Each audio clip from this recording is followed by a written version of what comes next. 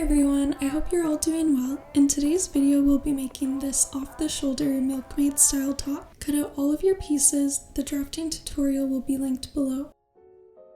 Place the front side panels right sides together with the center front panel, sew at 1/2 inch seam allowance. Now place the back side panels right sides together with the front side panels, sew at 1/2 inch seam allowance.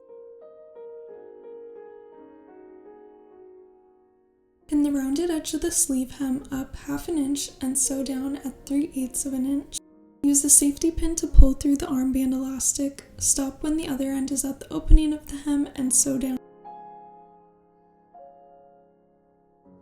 Then pull the elastic all the way through to the other side and sew down. Pin the sleeve right sides together to the front bodice top, stopping at the corner and sew a 1/4 inch seam allowance. Repeat the same steps to the back bodice top. Sew 2 parallel lines along the bottom of the front bodice starting at a 1/4 inch seam allowance using a long stitch length. Gather the front bodice top until it matches the width of the bottom front bodice panels. Sew the sides closed right sides together at a 1/4 inch seam allowance.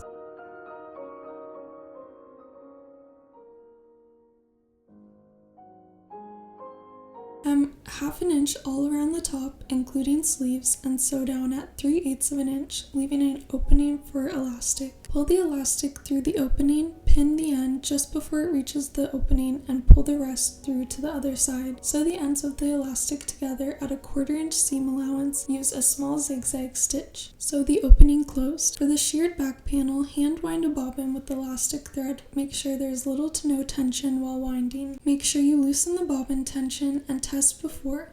Start at 1/2 inch away from the top, sew parallel lines of elastic all the way to the bottom of the back panel. Pin the back panel to the back sides, right sides together, and sew at 1/2 inch seam allowance.